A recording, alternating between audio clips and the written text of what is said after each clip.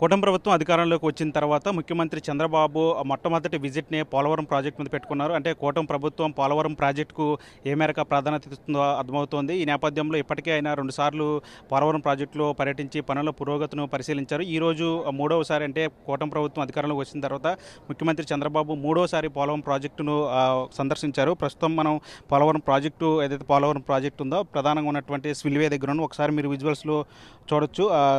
ప్రధానంగా ఇప్పుడు diaphragm wall నిర్మాణానికి సంబంధించి ముఖ్యమంత్రి చంద్రబాబు స్వయంగా ఇచ్చేసి దీనికి సంబంధించిన పనుల పురోగతిని పరిశీలించారు. ఇప్పటికే డయాఫ్రమ్ వాల్ గత 2020లో వచ్చినటువంటి వరదల కారణంగా అప్పుడు కొట్టుకుపోయినటువంటి డయాఫ్రమ్ వాల్ను దానికి సంబంధించి వాళ్ళు నూతనంగా నిర్మాణానికి సంబంధించినటువంటి ఏ విధంగా ముందుకెళ్లాలనే దాని మీద ఇప్పటికే విదేశీ నిపుణుల బృందం పలుసార్లు పోలవరం ప్రాజెక్టులో పర్యటించి దానికి సంబంధించి పరీక్షలన్నీ నిర్వహించిన తర్వాత దానికి సంబంధించిన సమీక్షలన్నీ చేసిన తర్వాత ఇప్పుడు నూతనంగా మరొక కొత్త డయాఫ్రమ్ వాల్ను నిర్మిస్తున్నారు. ప్రస్తుతం దానికి సంబంధించిన పనుల పురోగతిని పరిశీలించేందుకు ముఖ్యమంత్రి చంద్రబాబు ఇప్పటికే 2 సార్లు పోలవరం ప్రాజెక్టుని సందర్శించారు. ఈరోజు ముఖ్యంగా మూడోసారి కూటమి ప్రభుత్వం వచ్చిన 9 నెలల్లోనే మూడోసారి పోలవరం ప్రాజెక్టుకి చేరుకొని దీనికి సంబంధించినటువంటి డయాఫ్రమ్ వాల్కి సంబంధించినటువంటి పనుల పురోగతిని అంతా కూడా పరిశీలించిన పరిస్థితి. ఈరోజు ఉదయం 12:10 ముఖ్యమంత్రి చంద్రబాబు పోలవరం ప్రాజెక్టుకి చేరుకున్నారు. తదనంతరం వ్యూ పాయింట్ నుంచి ప్రాజెక్టు వ్యూ పాయింట్ నుంచి ప్రధానంగా జరుగుతున్నటువంటి హెడ్ వర్క్స్ కావచ్చు, కెనాల్ సంబంధించినటువంటి పనులు కావచ్చు, లేదంటే డయాఫ్రమ్ వాల్కి సంబంధించిన పనులు కావచ్చు, వీటన్నిటి మీద కూడా మంత్రి జనవనరుల శాఖ మంత్రి నిమ్మల రామనాయుడు అదేవిధంగా ఇంజనీరింగ్ అధికారులందరూ కూడా ముఖ్యమంత్రికి జరుగుతున్నటువంటి పనుల యొక్క పురోగతిని వివరించారు. నేరుగా చంద్రబాబు డయాఫ్రమ్ వాల్ చేరుకొని అక్కడ ఉన్నటువంటి గ్యాప్ 1 గ్యాప్ 2కి సంబంధించినటువంటి పనులన్నీ కూడా నేరుగా వెళ్ళి ఆయన తెలుసుకున్న పరిస్థితి. దీనికి సంబంధించి ఇప్పటికే అంటే అప్పర్ కాపర్ డ్యామ్కు మొదటగా ముఖ్యమంత్రి చంద్రబాబు వెళ్ళారు. అక్కడ దానికి చేరుకుని అక్కడ దానికి సంబంధించినటువంటి పనుల పురోగతిపై అధికారులు ఏర్పాటు చేసినటువంటి ఫోటో ఎగ్జిబిషన్ కూడా పరిశీలించారు. తర్వాత ఇంజనీరింగ్ అధికారులు వివరాలు అడిగి తెలుసుకున్న పరిస్థితి. తర్వాత అనంతరం గ్యాప్ 1 దగ్గరికి వెళ్ళారు. తర్వాత డయాఫ్రమ్ వాల్కి చేరుకుని అక్కడ పనుల పురోగతిపై అధికారులు ఏర్పాటు చేసిన ఫోటో ఎగ్జిబిషన్ పరిశీలించారు. తర్వాత ఇంజనీరింగ్ అధికారులు వివరాలు అడిగి తెలుసుకున్న పరిస్థితి. తర్వాత వైబ్రో కాంపాక్షన్ అదే చేరుకుని అక్కడ పనుల పురోగతిని పరిశీలించారు. తర్వాత అక్కడ ఏర్పాటు చేసిన ఫోటో ఎగ్జిబిషన్ కూడా పరిశీలించారు. తర్వాత ఇంజనీరింగ్ అధికారులను మొత్తం అంటే ప్రాజెక్టుకి సంబంధించి డయాఫ్రమ్ వాల్ నిర్మాణానికి సంబంధించి ఏ విధంగా ముందుకెళ్తున్నారనే దాని మీద అక్కడ ఇంజనీరింగ్ అధికారులను పూర్తిగా వివరాలు అడిగి తెలుసుకున్నారు. తర్వాత ఆ ఫోటో ఎగ్జిబిషన్ అంతా అయిన తర్వాత అధికారులతో పాటు అటు ప్రాజెక్టుకి సంబంధించినటువంటి నిర్మాణం చేపట్టినటువంటి ఏజెన్సీ అధికారులు, అదేవిధంగా పోలవరం ప్రాజెక్ట్ అథారిటీకి సంబంధించిన అధికారులు, అదేవిధంగా స్థానిక మంత్రులు, అదేవిధంగా స్థానిక నాయకులు అందరితో కూడా సమీక్ష ఏర్పాటు చేశారంటే దీనికి సంబంధించి అంటే భవిష్యత్తులో వేసవకాలం తర్వాత వచ్చేటువంటి వర్షాకాలంలో కూడా పూర్తిగా పనులు ఎక్కడా కూడా ఆగకుండా దీనికి సంబంధించి ఏ విధంగా ముందుకెళ్లాలనే దాని మీద కూడా పూర్తిగా సమీక్ష నిర్వహించారు. ఒక మార్గనిర్దేశకాన్ని అధికారులకు అధినేతలకు అందరికీ కూడా దిశానిర్దేశం చేసిన పరిస్థితి కనిపిస్తుంది. ఎందుకంటే డయాఫ్రమ్ వాల్ని ఎట్టి పరిస్థితుల్లోనూ ఖచ్చితంగా ఈ ఏడాది 2025 డిసెంబర్ నాటికి ఖచ్చితంగా పూర్తి చేయాలని చెప్పి ముఖ్యమంత్రి కంకణం కట్టుకున్న నేపథ్యంలో దానికి సంబంధించి తదనుగుణంగానే దానికి సంబంధించి అధికారులంతా కూడా కసరత్తులు చేస్తున్నారు. ఎట్టి పరిస్థితుల్లోనూ డిసెంబర్ నాటికి ఖచ్చితంగా ఈ డయాఫ్రమ్ వాల్కి సంబంధించినటువంటి పనులను పూర్తి చేయాలని చెప్తున్నారు. తర్వాత వచ్చేది వర్షాకాలం, వేసవకాలం తర్వాత వచ్చేటువంటి వర్షాకాలంలో కూడా ఎక్కడ కూడా పనులు ఆగకుండా ఎగువ కాపర్ డ్యామ్కు సంబంధించి కూడా అక్కడ కూడా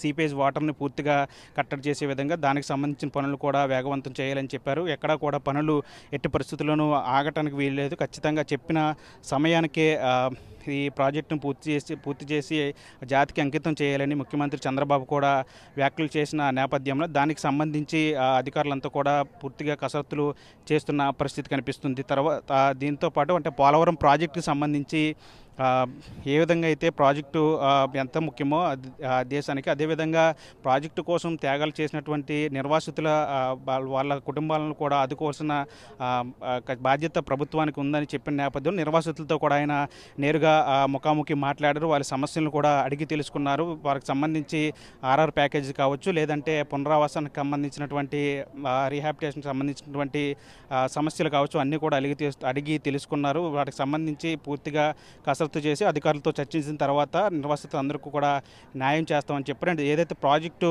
ఒక పక్క పూర్తవుతున్న నేపథ్యంలో పూర్తిగా 2027 నాటికి ఈ ప్రాజెక్టును పూర్తి చేయాలని చెప్పిన నేపథ్యంలో దానికి అనుగుణంగానే ప్రాజెక్టు పూర్తయినాటికి అంటే కుదిరితే ఏడాదికి ముందుగానే దీనికి సంబంధించి పూర్తిగా నిర్వాసులందరూ కూడా న్యాయం చేయాలని చెప్పిన నేపథ్యంలో దానికి సంబంధించి అందరికీ కూడా నిర్వాసితులందరూ కూడా హామీ ఇచ్చిన పరిస్థితి. ఈరోజు కూడా ముఖ్యమంత్రి చంద్రబాబు నేరుగా నిర్వాసితులతో మాట్లాడి వారి సమస్యలను కూడా అడిగి తెలుసుకున్న పరిస్థితి కనిపిస్తుంది. ఇప్పుడు సమీక్ష తర్వాత ముఖ్యమంత్రి చంద్రబాబు కొన్ని కీలక వ్యాఖ్యలు కూడా చేశారు. దీనికి సంబంధించి డయాఫ్రమ్ వాల్ ఏదైతే ఉందో దానికి సంబంధించి 2025 నాటి డిసెంబర్ నాటికి ఖచ్చితంగా దాన్ని పూర్తి చేస్తామని చెప్పారు. తర్వాత మిగిలినటువంటి కెనాల్ పనులు కావచ్చు, లేదంటే హెడ్ వర్క్స్ కావచ్చు, ఇవన్నీ కూడా 2026 నాటికి పూర్తి చేసే విధంగా, అదేవిధంగా లెఫ్ట్ కెనాల్ కనెక్టివిటీకి, అదేవిధంగా రైట్ కెనాల్ కనెక్టివిటీ అన్నీ కూడా 2026 జూన్ నాటికే పూర్తి చేసే విధంగా కూడా ముఖ్యమంత్రి చంద్రబాబు అధికారులకు దిశానిర్దేశం చేశారు. దానికి అనుగుణంగానే కార్యాచరణ కూడా ప్రణాళిక చేసుకోవాలని చెప్పి అధికారులను ఆదేశించిన పరిస్థితి. తర్వాత ఈసీఆర్ఎఫ్ డ్యామ్కి సంబంధించి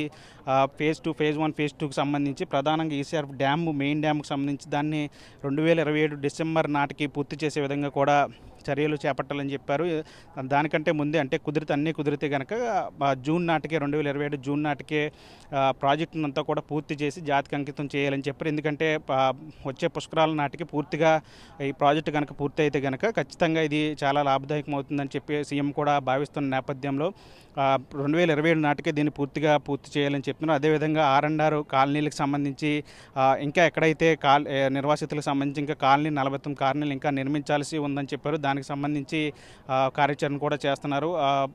2027 నాటికి పూర్తిగా దీనికి సంబంధించి అటు ప్రాజెక్టు నిర్మాణంతో పాటే మరోవైపు R&R కాలనీలు కావచ్చు, లేదంటే వాళ్ళకి రావాల్సినటువంటి నష్టపరిహారం కావచ్చు, అన్నీ కూడా పూర్తిగా అందించే విధంగా ముఖ్యమంత్రి చంద్రబాబు ఒక పక్కా ప్రణాళికతో పోలవరం ప్రాజెక్టును దీన్ని పూర్తిగా అధికారులకు దిశానిర్దేశం చేస్తున్నారు. ఏదైనప్పటికీ కూడా 2027 నాటికి ఈ ప్రాజెక్టును పూర్తి చేయాలని చెప్తున్నారు. ఎందుకంటే గతంలో టీడీపీ ప్రభుత్వంలో నిర్మించినటువంటి డయాఫ్రమ్ వాల్ 400 చిల్లర కోట్లతో నిర్మించినటువంటి డయాఫ్రమ్ వాల్ ఇప్పుడు గత వైసీపీ ప్రభుత్వం నిర్లక్ష్యం వల్ల పూర్తిగా అది కొట్టుకుపోయిన నేపథ్యంలో ఇప్పుడు మరోసారి దాన్ని నిర్మించాలంటే ఈరోజు 919 కోట్ల రూపాయలు ఖర్చు చేయాల్సి వస్తుందని చెప్పారు.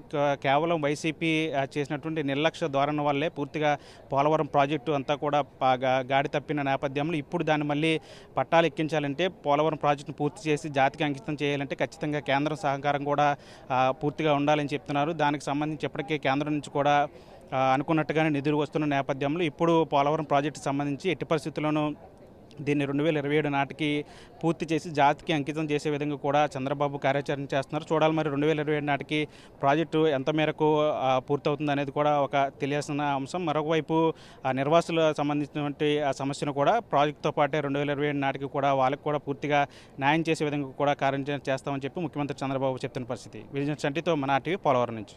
మరిన్ని వీడియోస్ కోసం ఛానల్ ని సబ్స్క్రైబ్ చేయండి. లేటెస్ట్ అప్డేట్స్ కోసం వాట్సాప్ ఛానల్ ని ఫాలో అవ్వండి. ఆ లింక్ డిస్క్రిప్షన్ లో ఉంది.